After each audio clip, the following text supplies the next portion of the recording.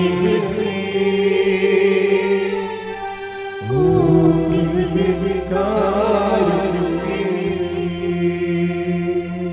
മകളെ, അച്ഛൻ പറഞ്ഞു വരുന്നത് എന്താ വെച്ച് കഴിഞ്ഞാൽ, നമ്മുടെ ഈ ഭൗതികമായ നേട്ടങ്ങളുടെയും നിയോഗങ്ങളുടെയും ഫസ്റ്റ് സ്റ്റെപ്പ് ആദ്യഘട്ടം കഴിഞ്ഞിട്ട് രണ്ടാമത്തെ ഘട്ടത്തിൽ ഉടമ്പടിയെ പുതുക്കുമ്പോഴൊക്കെ ഒരു ആധ്യാത്മിക അനുഭവങ്ങൾക്ക് വേണ്ടി കൂടുതൽ നിങ്ങൾ ശ്രദ്ധിക്കണം. ഇപ്പോൾ ഈ പറഞ്ഞ കക്ഷികളെല്ലാം മെർലിനായാലും പിന്നെ ഗോകുൽകൃഷ്ണനായാലും അവിടെ ആധ്യാത്മിക അനുഭവങ്ങൾ കണ്ടില്ലേ, അതാണ് അടിയൊഴുക്കെന്ന് പറയണത്. അവർ പുതുക്കി കഴിയുമ്പോൾ അവരുടെ നിയോഗം കർത്താവ് തന്നെയാണ്. ഇപ്പോൾ ഗോകുൽകൃഷ്ണൻ എന്താ പറയണത്, ഞാൻ ടൈറ്റ് യൂത്താണ്. ഇപ്പോൾ ഞാൻ ഈശോയോട് പറഞ്ഞു, ഞാൻ യൂത്താണ്, എനിക്ക് ലോകത്തിൻ്റെ ഒരു വിഷത്തിൽ ചെന്ന് ചാടി ആത്മാവ് നഷ്ടപ്പെടാൻ താല്പര്യമില്ല, അതുകൊണ്ട് നീ തന്നെയായിരിക്കണം എൻ്റെ കൂട്ട്. അപ്പോൾ അവർ സ്വന്തമായിട്ട് പ്രാർത്ഥിക്കുകയാണ്. എന്നിട്ട് അവർ ആ ഒരു ബോറടിക്കുന്ന, ഒറ്റപ്പെട്ട് പോകുന്നില്ല പല ആൾക്കാരും ചെന്ന് അവർക്ക് പറ്റാത്ത ബന്ധങ്ങളിൽ പോയി ചാടി വീണ് പോയിട്ടില്ലേ, ആ ഒരു സംഘർഷമാത്മകമായ ഒരു ടെംപ്റ്റേഷന് ഇവർ ക്രിസ്തുവിനെ വെച്ച് മാനേജ് ചെയ്യണം. കണ്ടില്ലേ, അത് അപാരം മാനേജിങ്ങാണ്. ഈ ബോർ ടൈമിൽ ചില ആൾക്കാർ ഇങ്ങനെ കൂട്ടുകൂടുമ്പോൾ എന്താ ഉദ്ദേശിക്കണമെന്ന് അറിയാമോ, അത് നമ്മൾ തേപ്പെന്നൊക്കെ പിള്ളേർ പറയണ സംഭവിച്ചാൽ തേക്കാൻ വേണ്ടി മാത്രം കൂടുന്നവരുണ്ട്. അവരുടെ ഉദ്ദേശം എന്ന് വെച്ച് കഴിഞ്ഞാൽ ഈ ഒരു ടൈം വന്ന്, ഈ ബോർ ടൈം വന്ന് എങ്ങനെയെങ്കിലും ആരെങ്കിലും വെച്ച് ഒന്ന് ഫില്ല് ചെയ്തെടുക്കണം. ആ ബോർ ടൈം കഴിയുമ്പോൾ അയാളെ കണ്ടുപഠിച്ച് അയാളെ മാറ്റിയിട്ട് വേറെ ആൾക്കാരെടുക്കും. അത് തുടങ്ങുമ്പോൾ തന്നെ ഇവർ രണ്ട് കക്ഷികളും പരസ്പരം വഞ്ചിക്കുകയാണ്. തുടങ്ങുമ്പോൾ തന്നെ ഇങ്ങനെ ഈ ആത്മവഞ്ചനയിൽ നിലനിൽക്കുന്ന ആൾക്കാർക്ക് ഉടമ്പടിയുമായിട്ട് മുന്നോട്ട് പോകാൻ പറ്റത്തില്ല. കാര്യം എന്താ, നിങ്ങൾ തന്നെ ബേസിക്കായിട്ട് ആത്മവഞ്ചനയിൽ പോവുകയാണ്. അപ്പം നിങ്ങൾ പറയാം അതൊക്കെ സാരമില്ല, അതൊക്കെ ടൈം പാസ് ഒന്നും പറഞ്ഞ സാധനമില്ല. ടൈം പാസ് അല്ല ശരിക്കും സംഭവിക്കണത്. സമയം കൊല്ലാൻ വേണ്ടിയല്ല നിങ്ങൾ ചെയ്യണത്, ഗ്രേസ് പാസ്സാണ് നടക്കുന്നത്. കൃപയാണ് നിങ്ങളെ കൊന്നുകൊണ്ടിരിക്കുന്നത്. എന്താ കാര്യം, ഈ കാപട്യം വെച്ചുകൊണ്ട് നമുക്ക് ഉടമ്പടി മുന്നോട്ട് പോകാൻ പറ്റത്തില്ല. അപ്പോൾ നിങ്ങൾ ചോദിക്കും ഞങ്ങൾ എന്ത് ചെയ്യും, ഞങ്ങൾ പെട്ടുപോയില്ല എന്ന് വിചാരിക്കും.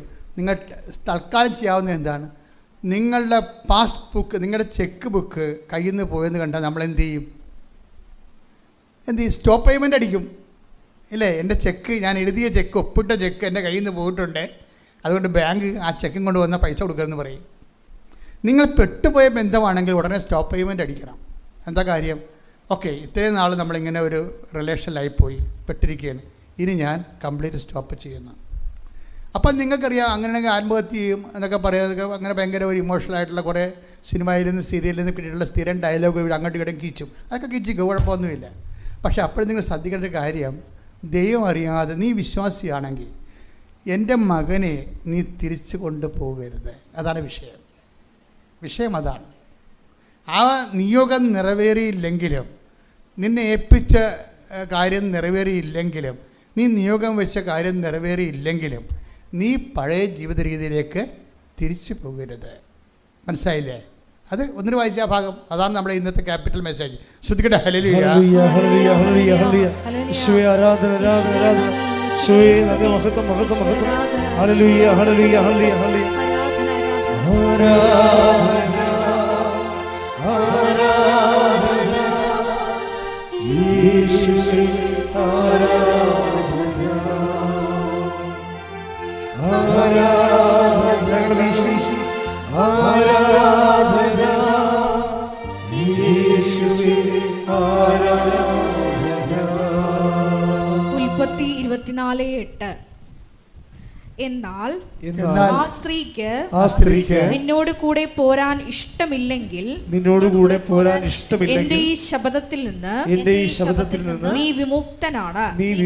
എന്റെ മകനെ അങ്ങോട്ട് തിരികെ കൊണ്ടുപോകരുതെന്ന് മാത്രം. ഞാൻ വിട്ടുപോകുന്ന നാട്ടെന്ന് പറയുന്നുണ്ട്. ഉടമ്പടി പ്രഖ്യാപിതമായ ഒരു വർക്ക് ചെയ്യണത് ഈ മേഖലയിലാണ്. എന്താണ്, ഞാൻ വിട്ടുപോകുന്ന നാട്ടിലേക്ക് നിങ്ങൾ തിരികെ കൊണ്ടുപോകരുത്. അപ്പം നമ്മൾ ഉടമ്പടിയിലൂടെ വിട്ടുപോകുന്ന ഒരു ജീവിത രീതിയുണ്ട്. നിങ്ങളുടെ നിയോഗം നിറവേറിയില്ല, നിങ്ങളുടെ നിയോഗം ആ രീതി നിറവേറിയില്ലെങ്കിലും നിങ്ങൾ വിട്ടുപോകുന്ന ഒരു നാടുണ്ട്, ദൈവാനുഭവമുണ്ട്. നിങ്ങൾ വിട്ടുപോകുന്ന ഒരു ലോകജീവിതമുണ്ട്, അതിലേക്ക് നിങ്ങൾ തിരികെ പോകരുത്.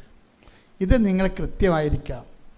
ഇത് എന്നെ ബോധ്യപ്പെടുത്താനല്ല, കൗൺസിലേഴ്സിനെ ബോധ്യപ്പെടുത്താനല്ല, ദൈവത്തെ ആദ്യം ബോധ്യപ്പെടുത്തണം. എന്താണ്? എൻ്റെ നിയോഗം നിറവേറിയില്ലെങ്കിലും ഞാൻ തിരിച്ചു പോകത്തില്ല പഴയ മദ്യപാനത്തിലേക്ക്. അതുപോലെ തന്നെ എന്തെല്ലാം തരമാണ് ദൈവത്തിന് സത്യസന്ധമല്ലാത്ത ഒരു വിഷയത്തിലേക്ക് ഞാൻ തിരിച്ചു പോകത്തില്ല. കഴിഞ്ഞ ദിവസങ്ങളിൽ ഒരു സാക്ഷ്യം ഉണ്ടായി. അയാളുടെ പേരൊന്നും പറഞ്ഞിട്ടില്ല, അത് കാരണം എനിക്ക് പേര് കിട്ടിയില്ല. പുള്ളി വൈഫിനോട് പറഞ്ഞു, നമ്മുടെ ഉടമ്പടിയിൽ നിന്ന് വർക്കൗട്ട് ചെയ്യത്തില്ലടി എന്ന് പറഞ്ഞു. ഭർത്താവ് ഭാര്യയോട് പറയുകയാണ്, നമ്മുടെ ഉടമ്പടിയിൽ നിന്ന് വർക്കൗട്ട് ചെയ്യത്തില്ലെന്ന് പറഞ്ഞു. അത് പറഞ്ഞു, എന്താ കാര്യമെന്ന് ചോദിച്ചു. നീ നിൻ്റെ ആങ്ങളെയുമായിട്ട് മിണ്ടിയിട്ട് എത്രയോ വർഷം, 12 വർഷമായില്ലേ. അപ്പം ഞാനീ ജോലി കിട്ടാതെ ഗതി കിട്ടാൻ പ്രേതം പോലെ നടക്കേ ഉള്ളൂ. എന്താ കാര്യം? നീയാണ് ആദ്യം ഉടമ്പടി എടുത്തത്, നിന്നെ കണ്ടാണ് ഞാൻ ഉടമ്പടി വന്നത്.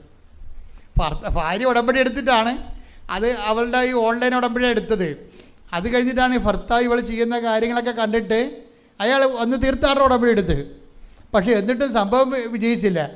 അയാൾ പക്ഷേ ഈ വൈഫിനേക്കാൾ കുറച്ച്, വൈഫിങ്ങനെ ക്യാഷ് വേറെ എടുത്തതാണ്. അതെല്ലാവരും കേട്ടിട്ട് ഉടമ്പടി എടുത്ത് കുറേ സാക്ഷ്യം പറയുന്നുണ്ടല്ലോ, പോയി നോക്കാമെന്നൊക്കെ പറഞ്ഞുകൊണ്ട് ചുമ്മാ ദൈവത്തിനെ പറ്റിക്കാൻ വന്നതാണ്.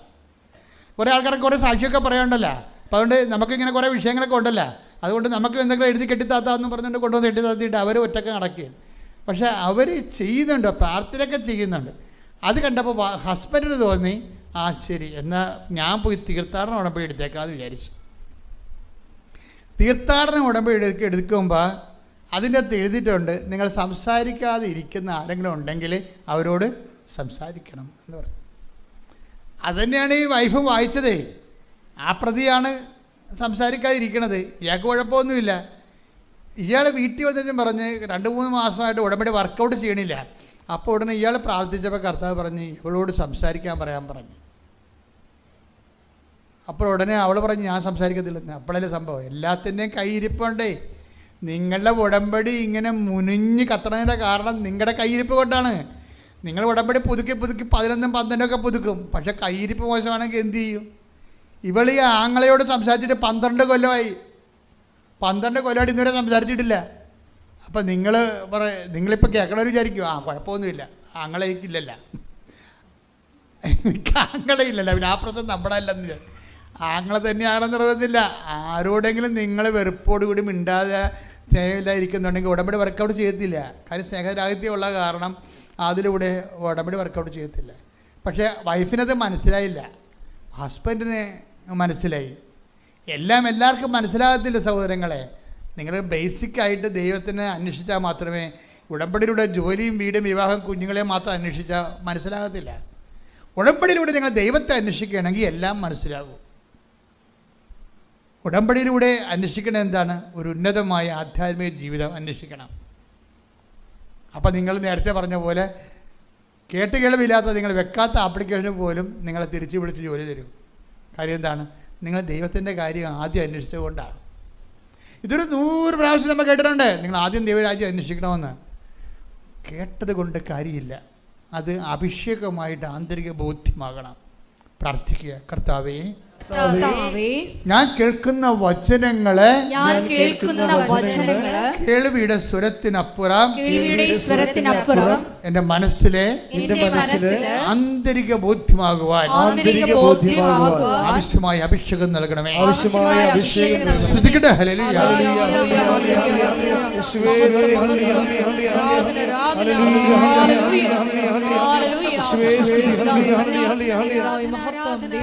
പരമദിവ്യകാരുണ്യത്തിന് ഒരുമിച്ച് പാടാം. ശ്രുതികട ഹല്ലേലൂയ. ഹല്ലേലൂയ, ഹല്ലേലൂയ, ഹല്ലേലൂയ, ഹല്ലേലൂയ.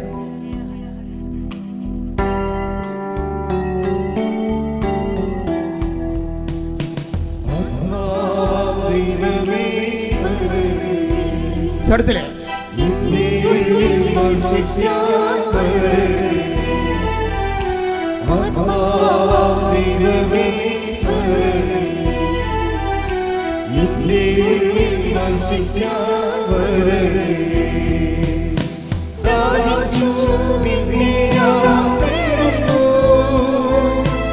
Surga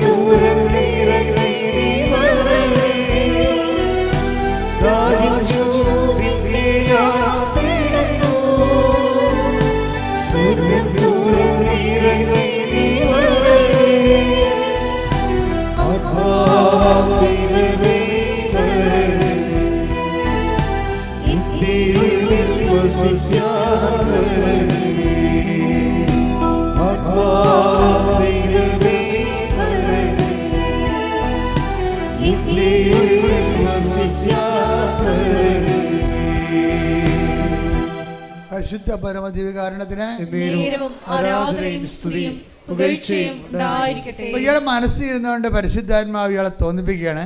ഇവിടുത്തെ ഫ്ലോ തടസ്സം, ഗ്രേസ് കൃപ തടസ്സം ഓടാൻ കാരണം വൈഫിൻ്റെ സ്നേഹരാഹിത്യമാണ്.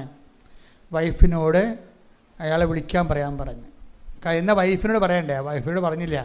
കാര്യം ദൈവം നമ്മോട് സംസാരിക്കണമെങ്കിൽ സംസാരിക്കാൻ പറ്റിയൊരു ഇൻഫ്രാസ്ട്രക്ചർ നമുക്ക് വേണം, ഒരു ഓപ്പൺനെസ് വേണം. നമ്മൾ ദൈവം പറഞ്ഞാൽ കേൾക്കും എന്നുള്ളതാണ് വിഷയം. ദൈവം പറഞ്ഞാൽ വൈഫ് കേൾക്കത്തില്ല, അതൊക്കെ തോന്നിയാണെന്നൊക്കെ പറഞ്ഞ് എഴുതി തള്ളിക്കളയും. പക്ഷെ അയാളെ കേട്ടു. പറഞ്ഞു, നീ നമ്മെ രക്ഷപ്പെടണമെന്നാണ്, നീ അയാളെ വിളിക്കണം.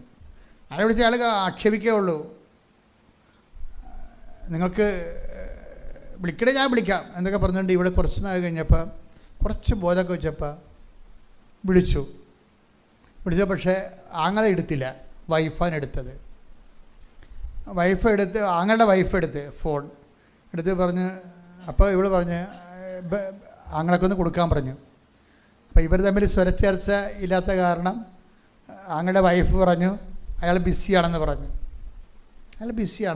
കൊടുത്തില്ല. പക്ഷെ ഇത് അതുടനെ ഈ വൈഫ് ഇയാളോട് പറഞ്ഞു അവർ കൊടുക്കണില്ലെന്ന് പറഞ്ഞു. അപ്പോൾ ഇയാൾ വൈഫിനോട് പറഞ്ഞു, നമ്മളെ സംബന്ധിച്ചിടത്തോളം കമ്മിറ്റ്മെൻറ്റ് ഓവറായി, ഇനിയിപ്പോൾ അയാൾ എടുത്താലും കൊള്ളാം എടുത്തില്ലെങ്കിലും കൊള്ളാം, ഒരു കുഴപ്പമില്ല. എന്താ കാര്യം? കർത്താവ് പറഞ്ഞ കാര്യം നമ്മൾ ചെയ്തു. അവർ ഇല്ലാത്ത എടുക്കാത്ത കാര്യം അവരുടെ കാര്യമാണ്. അതാണ് നിലപാട്, അതാണ് ഉപദേശം, അതാണ് കാറ്റക്കിസം എന്ന് പറയണത്. ആ വിഷയത്തിൽ എന്തൊരു പ്രബുദ്ധനായ ഒരു മനുഷ്യനാണെന്നൊക്കെ. അപ്പോൾ അത് സെക്കൻഡ് പറഞ്ഞ് കഴിഞ്ഞ് ഒരു കുറച്ച് കഴിഞ്ഞപ്പോൾ തന്നെ ഇയാൾക്ക് ജോലിയായി. 8 മാസം പെൻഡിങ്ങിൽ കിടന്ന സാധനമാണ്. നിങ്ങൾ സാക്ഷ്യങ്ങൾ കേൾക്കണം എന്തിനാണെന്ന് അറിയാമോ? ഇതുപോലെ ഒരു പ്രതിസന്ധി വരുമ്പോൾ നിങ്ങൾക്ക് പരിഹരിക്കാനാവാവുന്ന പ്രശ്നങ്ങളുടെ എവിടെയാണ് അതിൻ്റെ കുഴപ്പങ്ങളെന്ന് നോക്കിയിട്ട് റിപ്പയർ ചെയ്യാൻ വേണ്ടിയാണ് അച്ഛൻ ഓരോ കേസ് സ്റ്റഡി പറയണത്. അല്ല നിങ്ങളെ ആക്ഷേപിക്കാനോ നിങ്ങളെ പ്രകോപിപ്പിക്കാനോ സങ്കടപ്പെടുത്താനല്ല. ഇതൊന്ന് വെച്ച് നോക്കൂ. ഇപ്പോൾ കന്നഡ മാറ്റി വെക്കത്തില്ലേ ആൾക്കാർ? നമ്മൾ കന്നഡ കടയിൽ ചെല്ലുമ്പോൾ എന്നെ ഈ ജോമോളും മനോജും കൂടി പറ്റിച്ചിരിക്കുകയാണ്. എൻ്റെ കന്നഡ ഒരു സ്വർണ്ണ കന്നഡയായിരുന്നു. സ്വർണ്ണമല്ല, മറ്റേ ഇപ്പം മൂക്ക് കറക്കാൻ തുടങ്ങി. അപ്പം നിങ്ങളാണ് എൻ്റെ കൂടെ ഉള്ളത്. ഞാൻ പറഞ്ഞു മൂക്ക് കറക്കണമല്ല എന്ന് പറഞ്ഞു. അപ്പോൾ മനോജ് പോയി കണ്ടുപിടിച്ചതാണ് ഈ കറുത്ത കന്നഡ. ഇപ്പം ഞാൻ മുമ്പത്തേക്കാൾ വയസ്സനായല്ല എന്ന് ഓർത്ത്. ഇവർ പറഞ്ഞു മുമ്പത്തേക്കാൾ ചെറുപ്പമായത്, എന്തും ആയിക്കോട്ടെ. അപ്പോൾ നമ്മൾ കന്നഡക്കട ചെല്ലുമ്പോൾ നമ്മുടെ കണ്ണിന് അവർ ഓരോരോ ലെൻസ് തരും. അപ്പം നമുക്ക് എല്ലാ ലെൻസും നമ്മൾ എടുക്കത്തില്ല, നമുക്ക് പറ്റണ ലെൻസ് മാത്രമേ നമ്മൾ എടുക്കത്തുള്ളൂ. അപ്പം ഞാൻ നിങ്ങൾക്ക് ഓരോ ലെൻസ് തന്നുകൊണ്ടിരിക്കുകയാണ്. നിങ്ങളുടെ വിഷയം ഇതാണെങ്കിൽ മക്കൾ ഇങ്ങനെ സെറ്റ് ചെയ്യാൻ പറയും. അതാണ് ഞാൻ ഉദ്ദേശിക്കുന്നത്. അല്ല നിങ്ങളെ ആക്ഷേപിക്കാനോ കളിയാക്കാനൊന്നുമല്ല ഉദ്ദേശിക്കുന്നത്. നിങ്ങളുടെ പ്രശ്നം ഇതാണെങ്കിൽ മക്കൾ ഇത് പോയി സെറ്റ് ചെയ്യാൻ പറയും. നമ്മുടെ കേസ് സ്റ്റഡിയാണ്, നമ്മുടെ ഓരോ സാക്ഷ്യവും കേസ് സ്റ്റഡിയാണ്. ഇപ്പോൾ എന്തുകൊണ്ടാണ്? അതായത് വചനമെന്ന് പറയുന്നത് ഒരു വല്ലാത്ത ഒരു സംഭവമല്ലേ. വചനത്തോട് വലിയ ഒരു പ്രണയബന്ധം ഉണ്ടാകണം വചനത്തോട്. അപ്പം നിങ്ങൾക്ക് ദൈവം നിങ്ങളുടെ കൂടെയുള്ള പോലെ നിങ്ങൾക്ക് ഫീൽ ചെയ്യും. നീ നടക്കേണ്ട വഴി നിൻ്റെ മുഖത്തൊക്കെ ഉപദേശിക്കും. ഞാൻ നിങ്ങളോട് പറഞ്ഞില്ലേ, ചില സമയത്തെങ്കിലും നെടുമ്പാശ്ശേരി നമ്മൾ കാര്യം പറയുമ്പോൾ അച്ഛൻ എന്താ പറഞ്ഞത്, ഒത്തിരി പേര് വന്ന് കൊണ്ടുവന്നാക്കാനും വരുമ്പോൾ തിരിച്ച് കൊണ്ടുപോകാനും ഒത്തിരി പേര്. ഏതെങ്കിലും ഒരു കാലത്ത് നമ്മൾക്ക് ആരും കൊണ്ടുവന്നാക്കാൻ ഉണ്ടാകാത്തൊരു സമയമുണ്ട്. ആരും കൊണ്ടുപോകാനും ഒരു സമയമില്ല. ഒറ്റക്ക് വരണം, ഒറ്റക്ക് പോകണം. എന്നാൽ പിന്നെ എന്തുകൊണ്ട് ഇന്ന് അത് ആയിക്കൂടാ? എന്നെങ്കിലും നമ്മളിത് ഫേസ് ചെയ്യേണ്ടി വരും. എന്നിട്ട് വീട്ടിൽ പോയി ആൾക്കാർ തല്ലിക്കൊള്ളണമെന്നല്ല ഞാൻ പറയണത്. നിങ്ങൾ ദൈവം മാത്രമേ നിങ്ങൾക്കുള്ളൂ എന്ന് നിങ്ങളുടെ മനസ്സിനെ പഠിപ്പിക്കണം. ഓക്കെ അല്ലേ? അത് കറക്റ്റാണ്. എന്താ ഗുണമെന്നറിയാവോ? അടി കിട്ടിയതിന് ശേഷം അയ്യോ എൻ്റെ കർത്താവേ എനിക്ക് തെറ്റിപ്പോയി, ഞാൻ പഴയ കാലങ്ങളിൽ എനിക്ക് എല്ലാവരും ഉണ്ടെന്ന് വിചാരിച്ചു, എന്നിട്ട് ഞാൻ നിന്നെ ഉപേക്ഷിച്ചു എന്നൊക്കെ പറഞ്ഞ് കരഞ്ഞു കുപ്പി കാളെ കാറിയിട്ട് കാര്യമൊന്നുമില്ല. മറിച്ച് എന്താ, ഇന്ന് തന്നെ മനസ്സിനെ പഠിപ്പിക്കണം. എന്താണ്? മത്തായി 24:25 വായിച്ചോളൂ. ശ്രുതിയുടെ ഹല്ലേലൂയ. ഞാൻ മുൻകൂട്ടി നിങ്ങളോട് പറഞ്ഞിരിക്കുന്നു. അതാണ് മുൻകൂട്ടി ഓരോ കാര്യം കർത്താവ് നമ്മളോട് പറഞ്ഞിട്ടുണ്ട്. അതെന്തിനാണ്? ആ സമയമാകുമ്പോൾ നമ്മൾ പിടച്ചിലുണ്ടാകാതിരിക്കാൻ വേണ്ടിയാണ്. ഇതുപോലെ തന്നെ ആദ്യമേ നമ്മൾ ഈശോ പറഞ്ഞു, I will be with U under the last. കാലത്തിൻ്റെ അവസാനം വരെ 2 സ്ഥലത്തിന് ഗ്യാരണ്ടി ചെയ്തുകൊണ്ടാണ് വചനം പറയുന്നത്. ഇപ്പോൾ വചനത്തിൻ്റെ പ്രശ്നം എന്ന് പറഞ്ഞാൽ വചനം ജീവിതം തന്നെയാണ്. നമ്മുടെ ഇൻസിഡൻ്റ് ആൻഡ് ഈവൻ്റ് സംഭവിക്കുന്നത് എവിടെയാണ്? ഈവൻ്റ് എന്ന് പറഞ്ഞാൽ എന്താണ്? സംഭവം. ഒരു സംഭവം നടക്കുന്നത് എവിടെയാണ്? ടൈം ആൻഡ് സ്പേസിലാണ് നടക്കുന്നത്, അല്ലേ? ഇപ്പം നിങ്ങൾ ധ്യാനം കൂടുന്നു, എവിടെ കൂടുന്നു? എൻ്റെ സ്പേസ് എന്താണ്? കൃപാസനത്തിൽ. ടൈം എന്താണ്? നവംബർ 2-ാം തീയതി പരിതാത്മക്കളുടെ ദിവസം, അതാണ് ടൈം. അപ്പോൾ എല്ലാ സംഭവത്തിനും സ്പേസും ടൈമുണ്ട്. ഇതുപോലെ നമ്മുടെ ജീവിതത്തിലെ എല്ലാത്തിനും സ്പേസും ടൈമുണ്ട്. ദൈവം എന്ത് ചെയ്യും? ടൈമും ഗ്യാരണ്ടി ചെയ്യും, സ്പേസും ഗ്യാരണ്ടി ചെയ്യും. എന്തുകൊണ്ട്? തൻ്റെ സാന്നിധ്യം കൊണ്ട്.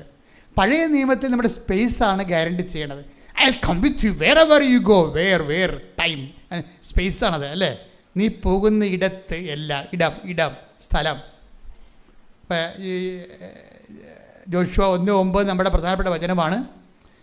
പുറപ്പാട് 33:14 നമ്മുടെ പ്രധാനപ്പെട്ട വചനമാണ്. എന്താണ് വചനം? നീ പോകുന്നിടത്തെല്ലാം, അപ്പോൾ സ്ഥലമാണ്, ഞാൻ നിൻ്റെ കൂടെ ഉണ്ടാവും. പുതിയ നിയമം, അത് പഴയ നിയമം. പുതിയ നിയമം എന്താ പറയണത്? I will be with you until the last. കാലം അവിടെ കാലമാണ്.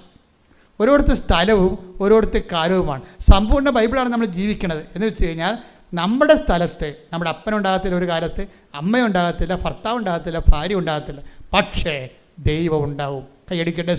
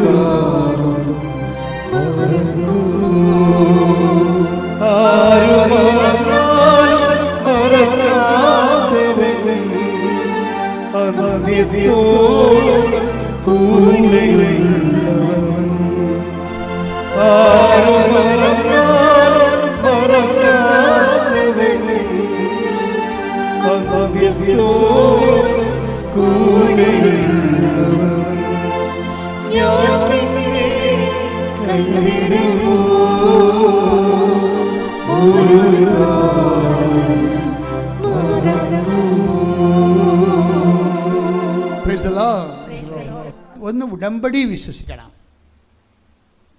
ഉടമ്പടി അതിൽ തന്നെ ഒരു പേഴ്സണായിട്ട് വർക്ക് ചെയ്യുന്നതാണ്. ഞാൻ എൻ്റെ കർത്താവിനോട് ചെയ്ത ഉടമ്പടി എന്നെ സംരക്ഷിക്കും. രണ്ടാമത്തത്, നമ്മൾ ഉടമ്പടിയിലാണെന്നുള്ളത് ദൈവത്തെ വിശ്വസിപ്പിക്കണം. ഇപ്പോൾ ഗോകുകൃഷ്ണയുടെ സംഭവം എന്താ? അച്ഛൻ മുമ്പ് നിങ്ങളോട് പറഞ്ഞില്ലേ, ചില സമയത്ത് ജീവിതത്തിൽ നെഗറ്റീവ് എക്സ്പീരിയൻസ് ഉണ്ടാവും. അപ്പോൾ അവൾ വീട്ടിൽ വരുമ്പോൾ, ഒത്തിരി ആവേശത്തോടെ വീട്ടിൽ വരുമ്പോൾ അപ്പൻ വെള്ളമടിച്ച് വെളിവില്ലാതെ നിൽക്കുകയാണ്, അമ്മ ക്ഷീണമായിട്ട് കിടക്കുകയാണ്. കെയർ ചെയ്യാൻ നോബഡി. അപ്പോൾ അത് ആ പ്രായത്തിൽ ആ അവസ്ഥ കണ്ട് നമ്മൾ പൊട്ടിത്തെറിക്കുകയും നിരാശ വരികയും സങ്കടമാകുകയും ചെയ്യും. പക്ഷേ എന്താ വിഷയം? ഇവിടെ ഉടമ്പടിയിലായതുകൊണ്ടും ആന്തരിക അഭിഷേകം പ്രാപിച്ചവരാണ് ഇവർ. കാര്യം ആന്തരിക അഭിഷേകം പ്രാപിക്കാൻ കാരണം, ആന്തരിക അഭിഷേകം പ്രാപിക്കണം. ഇപ്പോൾ ഇവൾ തന്നെയാണെങ്കിലും ഈ പ്രായത്തിൽ ആ കൊല്ലത്തുള്ള എല്ലാ വീടുകളിലും കൊണ്ടുപോയി പത്രം കൊടുക്കും. നോൺ ക്രിസ്ത്യൻസിനാണ് കൊടുക്കുന്നത്. എന്നിട്ട് അവർ പറഞ്ഞ കാര്യം എന്താണ്? ക്രിസ്തു എൻ്റെ നാമത്തിൽ വിശ്വസിച്ചുകൊണ്ട് നിങ്ങൾ വീണ്ടെടുക്കുന്നതിന് വേണ്ടിയാണ് ഞാൻ നിങ്ങൾക്ക് തരണത്. ഇതാണ് സംഭവം. ഇത് കേൾക്കണ ക്രിസ്തുവിൻ്റെ അവസ്ഥ എന്തായിരിക്കും? ഓരോരുത്തർക്കും ഈ പത്രം കൊടുത്തിട്ട് ഇവിടെ പറഞ്ഞത് എന്താണ്? ക്രിസ്തുവിൻ്റെ നാമം നിങ്ങൾ വിശ്വസിച്ച് വീണ്ടെടുക്കപ്പെടുന്നതിന് വേണ്ടിയാണ് ഞാൻ നിങ്ങൾക്കിത് തരണത് എന്ന് പറയുമ്പോൾ അത് കേൾക്കുന്ന ആ വീട്ടുകാരുടെ അവസ്ഥയല്ല, അത് കേൾക്കണ ക്രിസ്തുവിൻ്റെ അവസ്ഥ നോക്കണം. അപ്പോൾ ക്രിസ്തു അവരെ വിശ്വസിക്കുന്നു. ഒരിക്കൽ ഇവൾ അമ്മയോട് ചോദിക്കുകയെ, അവളുടെ അമ്മയല്ല, എപ്പോഴും അവളുടെ അമ്മ ഈ പരിശുദ്ധ അമ്മയോട് എപ്പോഴും ഗോകുൽകൃഷ്ണ ചോദിക്കുന്ന ഒരു ചോദ്യമുണ്ട്. എങ്ങനെയാണ് അമ്മ കുരിശിൻ്റെ ചുവട്ടിൽ നിന്നതെന്ന് ചോദിക്കും. എങ്ങനെയാണ് അമ്മ? സ്വന്തം മകനല്ലേ, സ്വന്തം മകൻ ഇങ്ങനെ നഗ്നനായി ഇങ്ങനെ ക്രൂശിക്കപ്പെട്ടിട്ട് അതിന് ചുവട്ടിൽ അമ്മ എങ്ങനെ നിന്നു എന്നെപ്പോഴും ഇവിടെ അമ്മയോട് ചോദിക്കും. പിന്നീട് ഒരു ദിവസം ഇവർക്ക് തന്നെ നമുക്ക് ദൈവം ചെയ്യുന്നറിയാമോ? ദൈവം നമ്മൾ ട്യൂഷൻ ക്ലാസ്സിൽ പറഞ്ഞ പോലെ ചില പരീക്ഷയ്ക്ക് വേണ്ടി ക്വസ്റ്റ്യൻ ബാങ്ക് പറയത്തില്ലേ, നമ്മളൊരു ക്വസ്റ്റ്യൻ സാറ് പറയും, അതിൻ്റെ ഉത്തരവും പറയും. അങ്ങനെ ദൈവം ചെയ്യത്തില്ല. ദൈവത്തോടൊരു ചോദ്യം ചോദിച്ചാൽ ആ കറസ്പോണ്ടിങ് അനുഭവത്തിലൂടെ ദൈവം നമ്മളോട് കൊണ്ടുപോകും. അപ്പോഴേ ഈ വീട്ടിൽ അമ്മ കിടപ്പാകുകയും അപ്പനിങ്ങനെ ഡ്രങ്കടായിട്ട് നിൽക്കുകയും ഇവൾ ഓഫായി മാറുകയും ഇവൾ 5 ദിവസത്തൊക്കെ 10 ദിവസത്തൊക്കെ വന്നിട്ട് ഇവളുടെ കാര്യം തിരക്കാൻ ആർക്കും പറ്റാതിരിക്കുകയും ഇവളിങ്ങനെ ലെഫ്റ്റ് ആയിപ്പോകണം ചെയ്യുന്ന സമയത്ത് ഇവളെങ്ങനെ നയിക്കപ്പെട്ടു എന്ന് പറഞ്ഞത് പരിശുദ്ധാത്മാവിലാണ് പിടിച്ചു നിൽക്കണത്. അപ്പോഴെനിക്ക് മനസ്സിലായി, ഞാൻ എങ്ങനെ പിടിച്ചു നിന്നത് എനിക്ക് മനസ്സിലായി. അതുപോലെ തന്നെയായിരിക്കും അമ്മ കുരിശിൻ്റെ ചുവട്ടിൽ പിടിച്ചു നിന്നത്. കണ്ട, അവർ തന്നെ ചോദ്യം ഉണ്ടാക്കി. ആ ചോദ്യം ഉന്നയിച്ച കർത്താവ് തന്നെ അവരെ ആ സെയിം സിറ്റുവേഷനോട് യോജിക്കുന്ന വിഷയത്തെ കൊണ്ടുപോയിക്കൊണ്ട് ദൈവം അവരെല്ലാവരും ദൈവത്തിൻ്റെ മെയിൻ ജോലി എന്താണെന്ന് ചോദിച്ചു കഴിഞ്ഞാൽ എന്താണ്? 6:45 യോഹന്നാൻ്റെ സുവിശേഷം. അവരെല്ലാവരും ദൈവത്താൽ പഠിപ്പിക്കപ്പെടും. Take the word of God. ശ്രുതികട ഹല്ലേലൂയ. യോഹന്നാൻ 6:45. അവരെല്ലാവരും ദൈവത്താൽ പഠിപ്പിക്കപ്പെട്ടവരാകും എന്ന് പ്രവാചക ഗ്രന്ഥങ്ങളിൽ എഴുതപ്പെട്ടിരിക്കുന്നു. അപ്പോൾ ഒരു സാധനം വേസ്റ്റ് ആയിട്ട് സംഭവിക്കണതല്ല, കാഷ്വലായിട്ട് സംഭവിക്കണതല്ല, ആക്സിഡൻ്റലായിട്ട് സംഭവിക്കണതല്ല. എല്ലാം വളരെ മോണിറ്ററിങ് ചെയ്യുന്നുണ്ട്. നിൻ്റെ ജീവിതത്തിൽ സംഭവിക്കുന്ന ഓരോ വിഷയങ്ങളിലും നീ ക്രിസ്തുവിനെ കക്ഷിയാക്കി കഴിയുമ്പോൾ അതെന്ത് സംഭവിച്ചു, എന്തിനു സംഭവിച്ചു, അതുകൊണ്ട് ദൈവം നിന്നെ എന്താണ് പഠിപ്പിക്കുന്നത് എന്ന് മനസ്സിലാകും. ഓരോ പാഠങ്ങൾ പഠിച്ചാണ് നമ്മൾ ക്രിസ്തുവിൽ വളർന്ന് പോണത്. പ്രാർത്ഥിക്കുക. കർത്താവേ, അങ്ങ് എനിക്ക് നൽകുന്ന അനുഭവ പാഠങ്ങളുടെ അന്തസത്തകള് മനസ്സിലാക്കാൻ ആത്മജ്ഞാനം നൽകി എന്നെ അനുഗ്രഹിക്കണമേ. ശ്രുതികട ഹല്ലേലൂയ.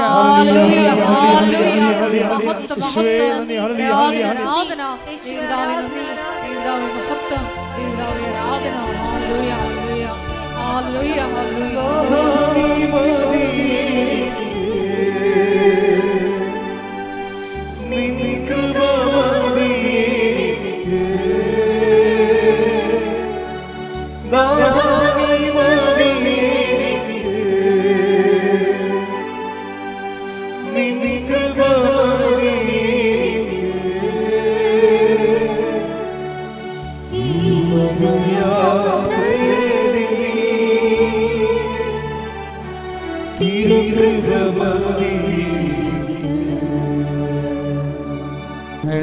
സൗഖ്യ പ്രാർത്ഥനയ്ക്ക് പ്രവേശിക്കാം. ഓൺലൈനിലുള്ളൊരു പ്രത്യേകം ശ്രദ്ധിക്കുക.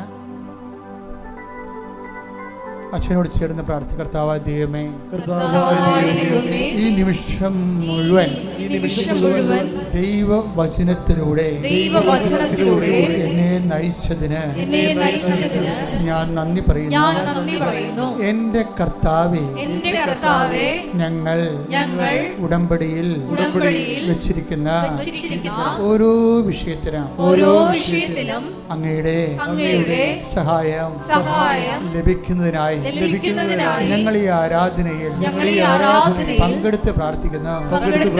കർത്താവേ, ഞങ്ങളുടെ കഴിവ് കൊണ്ടല്ല, അങ്ങയുടെ കൃപയാൽ ഞങ്ങളുടെ സങ്കടങ്ങളെ, ഭാരങ്ങളെ, രോഗങ്ങളെ, ജീവിത പ്രതിസന്ധികളെ, പ്രശ്നങ്ങളെ പരിഹരിക്കുന്നതിനായി അങ്ങ് പറഞ്ഞതുപോലെ ചെയ്ത് ജീവിച്ചുകൊണ്ട്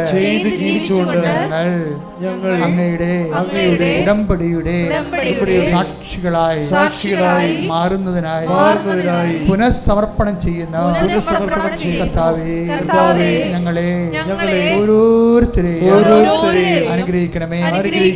ഗർഭിണികളെ അനുഗ്രഹിക്കണമേ.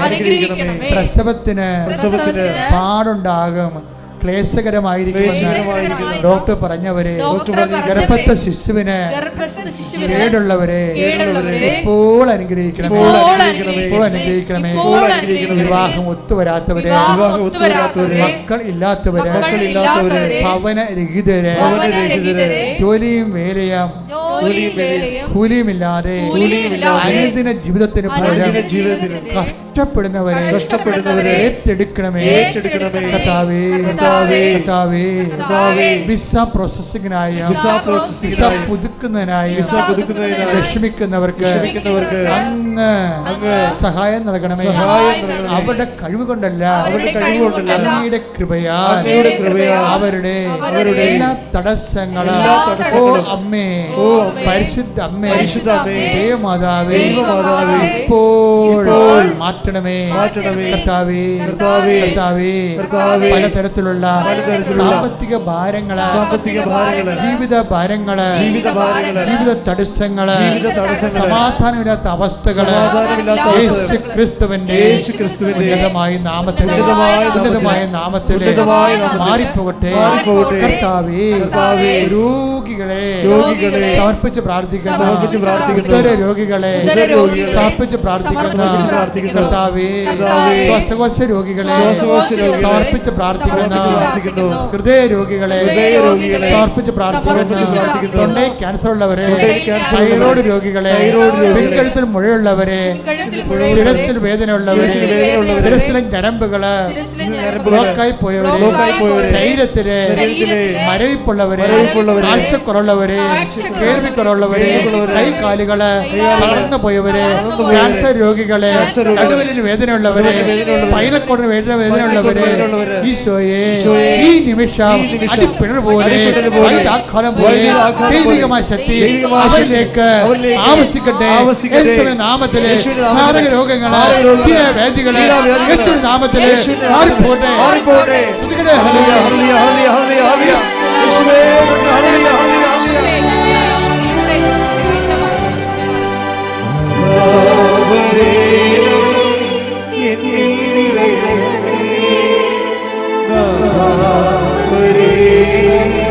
സൗഖ്യം നൽകണമേ. എന്നിൽ നിറയണമേ. സൗഖ്യം നൽകണമേ. എൻ്റെ മക്കളെ, ശരീരത്തിലുണ്ടാകുന്ന രോഗങ്ങൾ കൈകൾ അവിടെ വെച്ച് മാറ്റിവെച്ചുകൊണ്ട് നിങ്ങൾ ശ്രദ്ധിച്ചുകൊണ്ടിരിക്കുക. അച്ഛൻ ശാസിച്ച് പ്രാർത്ഥിക്കേണ്ട സമയമാണ്. കൈകൾ മാറ്റിക്കൊണ്ട് ശരീരത്തിൽ വിവിധ രോഗങ്ങളുള്ള ഇടങ്ങളിലേക്ക് സ്ഥലങ്ങൾ കൈകൾ മാറ്റിക്കൊണ്ട് ഇടിമുഴക്കം പോലെ സ്തുതിക്കട്ടെ. ഹല്ലേലൂയ. എൻ്റെ കർത്താവിൻ്റെ ഉന്നതമായ നാമത്തിലെ സഭയുടെ അധികാരത്തിലെ ദൈവത്തിൻ്റെ ശക്തിയാൽ 39 വർഷം ഞാൻ അർപ്പിച്ച കൃപാനയുടെ യോഗ്യതയാൽ കൃപാസ്ഥാനത്താറെ ജീവനോടെ പ്രത്യക്ഷപ്പെട്ട പരിശുദ്ധയുടെ മാധ്യസ്ഥത്തിൽ ഈ അൾത്താരയിൽ നടന്ന 10,000-കണക്കിന് ആരാധന ശക്തിയാൽ നമ്മൾ കഴിഞ്ഞ ദിവസങ്ങൾ നടത്തിയ ലക്ഷക്കണക്കിന് ജപമാലയുടെ ശക്തിയാൽ മാരക രോഗങ്ങൾ, തീരാവേദികൾ, ജീവിത ദുരിതങ്ങൾ, നീ ദൈവപൈതരെ ഇന്ന് അനുഭവിക്കുന്ന എല്ലാവിധ ഭൗതികവും ആത്മീയവുമായ ജീവിത ദുരിതങ്ങൾ, തടസ്സങ്ങൾ, രോഗങ്ങൾ യേശു ക്രിസ്തുവിന്റെ നാമത്തിൽ മാറിപ്പോകട്ടെ. ശ്രുതികട്ടെ.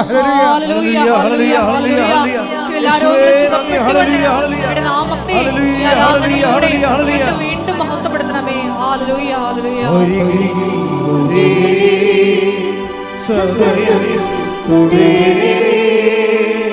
സുഖമായി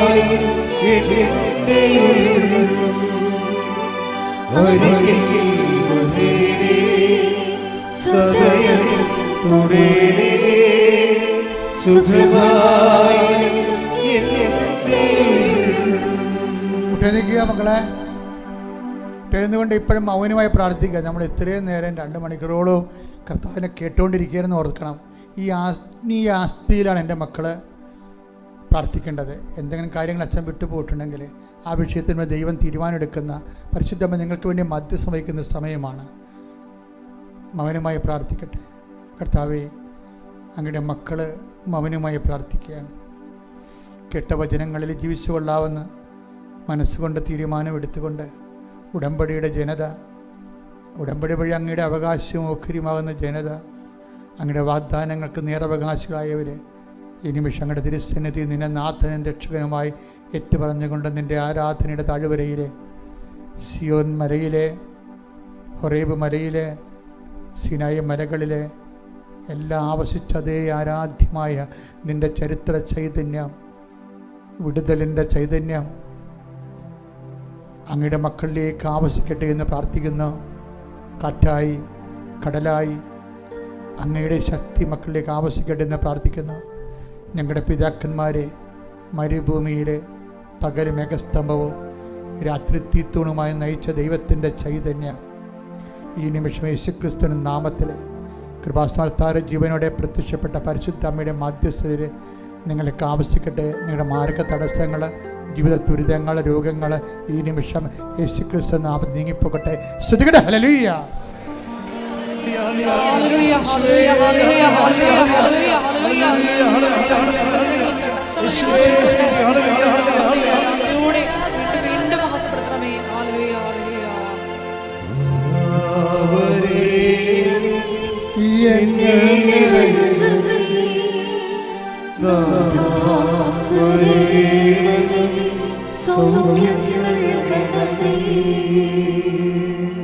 സമാപനാശീർവാദം. നമിച്ച് നമുക്ക് ദിവ്യകാരുണ്യനാഥന്റെ ആശീർവാദം സ്വീകരിക്കാം.